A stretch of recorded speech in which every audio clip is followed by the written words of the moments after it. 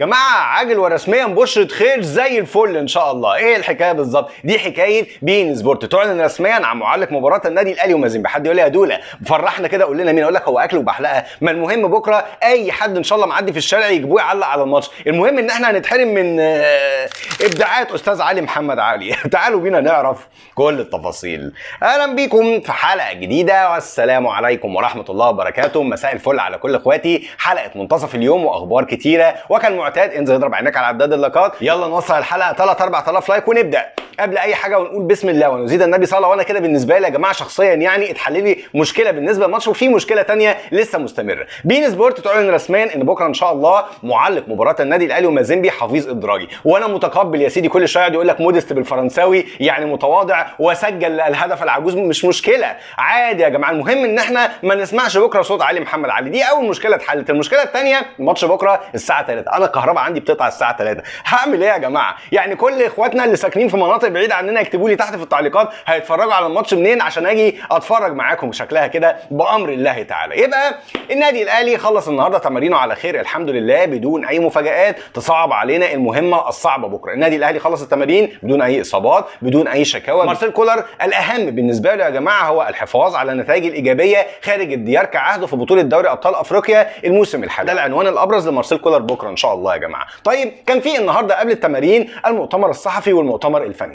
خليني اقول لك على التطورات اللي حصلت في المؤتمر الفني النهارده لانها كانت كتيره، والمؤتمر الصحفي نتكلم في حلقه بالليل ان شاء الله، حلقه السهره، ونقعد كده مارسيل كولر على كرسي الاعترافات النفسيه ونعرف الراجل كان بيقول ايه النهارده. المؤتمر الصحفي النادي الاهلي تلقى فيه تطمينين مهمين في منتهى الاهميه يا جماعه. اول اطمئنان هو ان الجهات الامنيه النهارده الكونغوليه ردت على خطاب النادي الاهلي اللي توجه للكاف واللي توجه للسلطات الامنيه الكونغوليه حول تامين بعثه النادي الاهلي والاتوبيس بتاعه للمباراه بكره، ان ما يبقاش فيه بقى اي زحمه اي حجج اي ما اعرفش ايه تخلي ان النادي الاهلي ما يكونش مستعد وفورمه او بيتدرب قبل المباراه بكره ان شاء الله. وخلي بالكم يا جماعه الخطاب اللي طلع امبارح من النادي الاهلي والبيان اللي نزلوه على البيدج الرسميه كان مهم جدا، خاصه ان الاتوبيس بتاع النادي الاهلي بتاع التمارين امبارح تاني الاتوبيس اتاخر عن النادي الاهلي ساعه، خد ساعه لغايه ما وصل للملعب، وده طبعا عمل عبء نفسي على اللعيبه ما كانش ليه اي 30 لازمه. ومش محتاج بقى ان انا احكي لكم ايه اللي حصل مع نادي بيراميدز قبل كده. والنقطه الثانيه ان النهارده في الاجتماع الفني الخاص بالمباراه النادي الاهلي يا جماعه تلقى تطمينات بالنسبه للجهاز الاداري بتاعنا ان الفار شغال وبنسبه 100%. مسؤولين الكاف يا جماعه النهارده اكدوا ان كل المشاكل اللي ترددت على مدار الساعات اللي فاتت هم تابعوها لغايه ما انتهت، وان دي يا جماعه صوره الكاف. ما ينفعش مباراه في دور نصف النهائي من دوري ابطال افريقيا يظهر قدام العالم ان فيها مشكله في الفار. احنا بتوع الكلام ده ما فيش مشاكل يعني. اسمع كلامكم اصدقكم، اشوف حكامكم استعجب. ملفين في منتهى الاهميه ان النادي الاهلي كان يتلقى فيهم ردود ايجابيه النهارده، ولا تعقيب صغير بس على بعض اخواتي يا جماعه فوق راسي من فوق اصغر سنا اكبر سنا بيقولوا لي يا دوله انت في بعض الملفات كده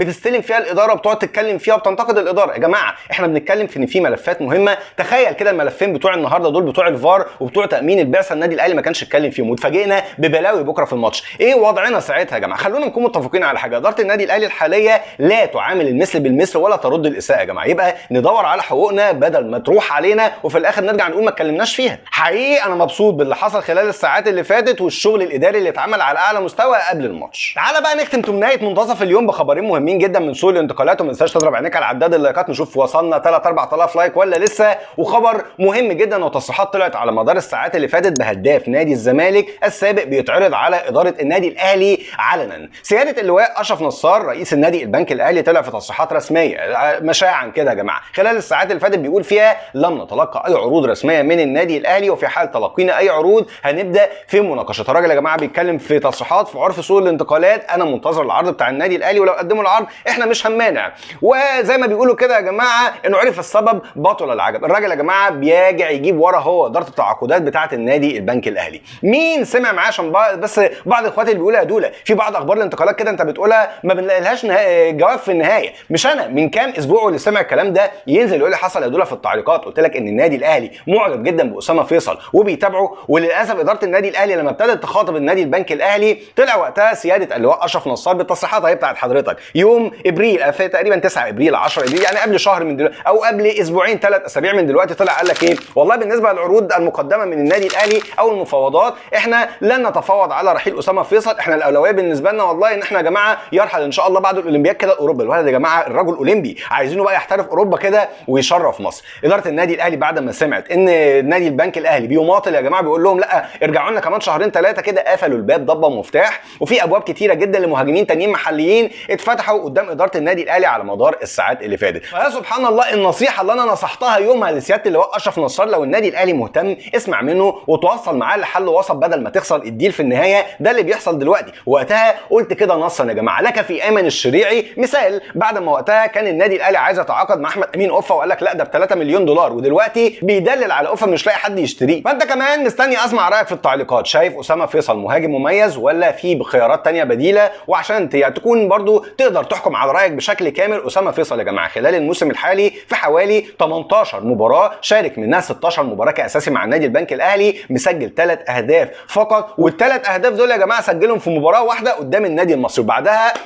مرنش الجرس تاني. تعال بقى نختم بالخبر الاخير، الخبر اللي جات لي تعليقات ورسائل كتيره جدا عليه خلال الساعات اللي فاتت. يا دوله انت ما اتكلمتش عن الموضوع ده ليه؟ الموضوع ده الكل بيتكلم فيه، قول لنا حقيقته ايه بالظبط. خلال الساعات اللي فاتت اخبار كتيره جدا ابتدت تقول يا جماعه ان محمود حسن تريزيجيه لاعب النادي الاهلي السابق وابن النادي الاهلي المحترف في تركيا من بوابه نادي ترابزون سبور التركي، حاليا في اتفاقات بتتم ما بينه وما بين النادي الاهلي للرجوع للنادي الاهلي خلال سوق الانتقالات اللي جاي عشان يلعب مع النادي الاهلي موسم كاس العالم للانديه 2025. النادي الاهلي وصل لديل كويس جدا مع تريزيجيه اللي بيتقاضى 2.7 مليون يورو مع النادي التركي، عنده استعداد ان هو يتنازل عن جزء من الراتب بتاعه عشان يحقق حلمه باللعب مع النادي الاهلي في بطوله كاس العالم للانديه. ولا يخفى على احد ان تريزيجيه كذا مره يلمح ويزور النادي الاهلي متمني ان هو يرجع للنادي الاهلي مره ثانيه. طيب ايه حقيقه الاخبار دي بعيدا بقى يا جماعه عن الكلام كل الكلام اللي بيتقال في الصحف وفي البيدجات العربيه؟ ادي بعرض عليك دلوقتي صحيفه ترابزون سبور التركي يا جماعه، اسمها ترابزون هاربر اللي بتنقل اخبار النادي التركي هناك، كانت بتتكلم في نقطتين. كانت بتتكلم ان في خبر غير مباشر بالنسبه لهم ان تريزيجيه اكتر لاعب فعال في صفوف النادي هناك، لاعب 22 مباراه مساهم لغايه دلوقتي في 15 هدف ما بين 11 تسجيل و4 صناعه، غايب عن المباراه القادمه. لكن الخبر الاسعد بالنسبه لهم يا جماعه ان محمود حسن تريزيجيه في بعض الانديه الانجليزيه وخاصه الانديه اللي هتصعد خلال الدوري الموسم اللي جاي للدوري الممتاز البريمير ليج مهتمين بالتعاقد مع تريزيجيه، وان النادي التركي حاليا حاطط قيمه لانتقال اللاعب تقدر ب 15 مليون يورو، خاصه يعني ان تريزيجيه قيمته على ترانسفير ماركت ما بين من 9 ل 10 مليون يورو. اذا صحف بلاد نادي اللاعب يا جماعه بتاكد ان اللاعب فيه اهتمامات من الدوري الانجليزي بضمه. خلي بالكم عايز اقول لكم على حاجه مهمه جدا، المعلومات الاكيده بالنسبه لي اداره النادي الاهلي ما احرجتش نفسها انها تتفاوض مع نادي ترابزون، لانهم عارفين ان النادي هناك يا جماعه مشتري تريزيجيه لغرض استثماري مهم جدا ان هم يبيعوه بقيمه كبيره. تريزيجيه خلي بالك من الاخبار اللي بتتزق في التوقيت ده، هدفها هدفين وهدفين خبيثين جدا. اولا يا جماعه عندنا اكتر من لاعب دولي في صفوف المنتخب لسه ما جددوش عقدهم لغايه دلوقتي، زي محمد الشناوي، عندك محمد عبد المنعم، محمد هاني. لما اللعيبه دي تسمع ان تريزيجيه ممكن يجي للنادي الاهلي وياخد راتب 2.5 مليون يورو، يعني الراتب بتاعه لما يقبل تخفيضه شويه قول 2 مليون يورو هيتقاضى 100 مليون جنيه، في حين ان اقصى لاعب من دول بيتقاضى 25 30 مليون جنيه، ده بحد اقصى. يعني رد فعل اللعيبه دي هيكون ايه؟ ده علي معلول لما سمع ان انطوني موديست تعاقد على نفس الراتب بتاعه بيقول لك لا يعني موديست ابن امبارح في النادي بيتقاضى راتب زي انا عايز راتب اعلى. والهدف الثاني الخبيث اللي لازم تاخد بالك منه، تريزيجيه تقريبا كل موسم بيتزق عليه اخبار عشان في وقت ما يا اما يقرر انه يقعد مع النادي بتاعه او ينتقل لنادي تاني يتقال عليه انه بتاع فلوس وابن النادي اللي مش عايز يرجع للنادي يسانده في اوقات مهمه جدا، وانت مش هترجع الا وانت كهنه وكلام كتير جدا يشكك في حب ومصداقيه نجم النادي الاهلي السابق وابنه اللي باب النادي مفتوح ليه في اي وقت ان شاء الله. ان كانت دي حقيقي كل الاخبار وبس، يا رب تكون الحلقه عجبتكم. استاذنكم لا تنسوا الدعاء للوالد بالرحمه والمغفره رحمه الله عليه هو وكل امواتنا جميعا، وان شاء الله باذن الله نتابع مع بعض بالليل حلقه ما قبل المباراه وتوقعاتنا. وشكرا ليكم ودمتم بخير والسلام عليكم ورحمه